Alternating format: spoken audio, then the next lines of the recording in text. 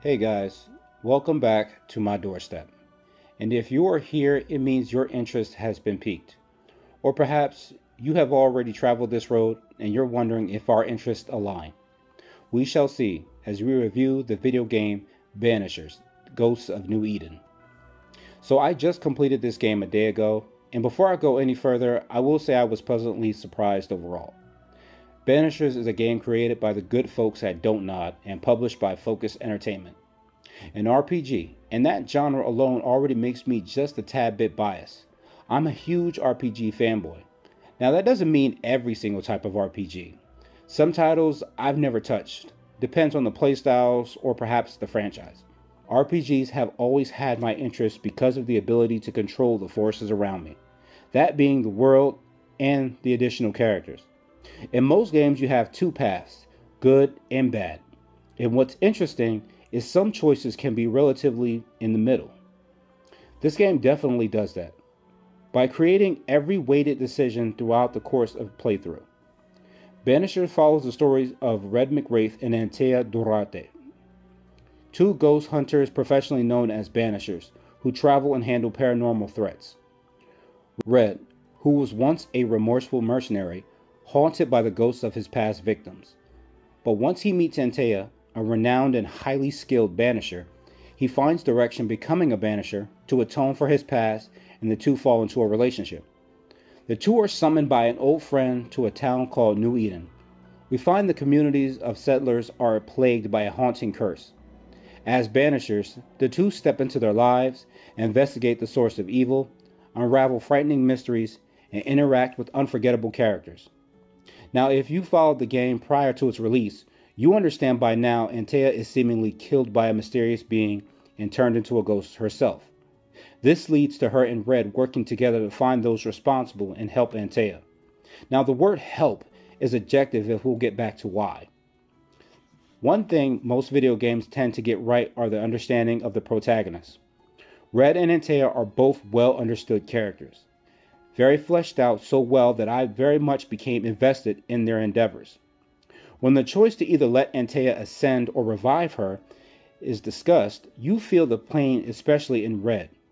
Voice actors Amika Okfor as Antea Durete and Rose Bain as Red McWraith did a fantastic job capturing not only the emotional beats of the characters, but also their very frightened moments as well.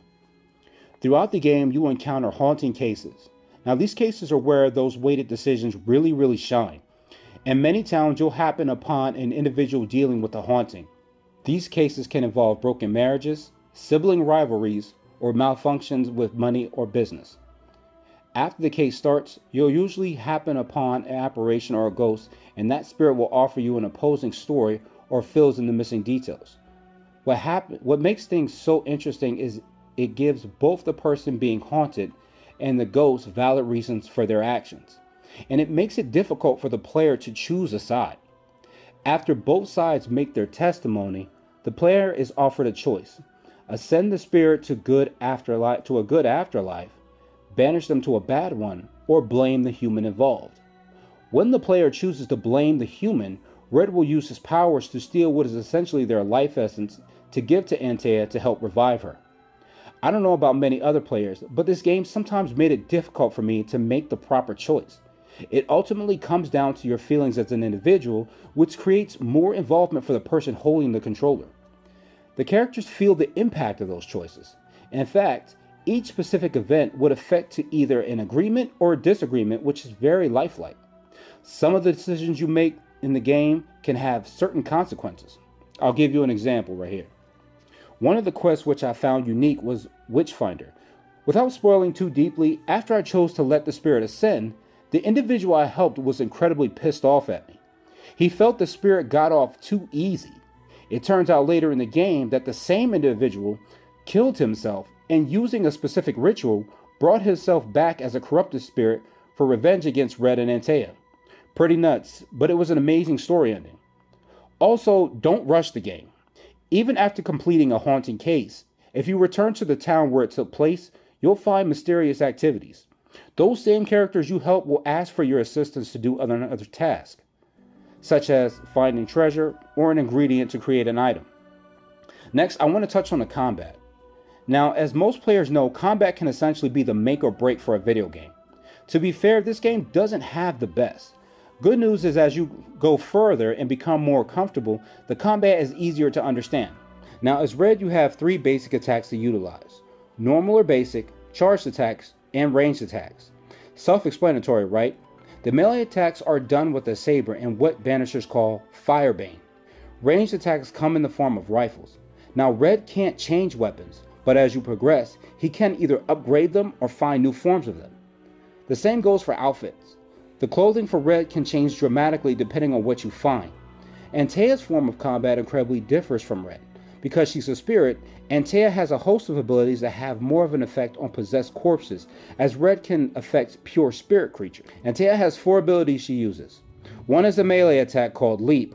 Her range is known as Deep Outburst, which is essentially a barrier of energy that pushes back a rush of enemies. Both character attacks can be modified via skill tree, which is where you modify correctly can upgrade your combat damage dramatically. The puzzle aspects of the game are not difficult to complete. Although somewhat annoying, they can often yield great rewards to give you a significant edge against enemies. All in all, I thoroughly enjoyed Banishers. An awesome game that creates those epic emotional choices while delivering unforgettable characters. Don't Nod has become a company whose titles I'll definitely be invested in trying as the future comes. That's all for now. I hope you enjoyed the review. See you in the next one.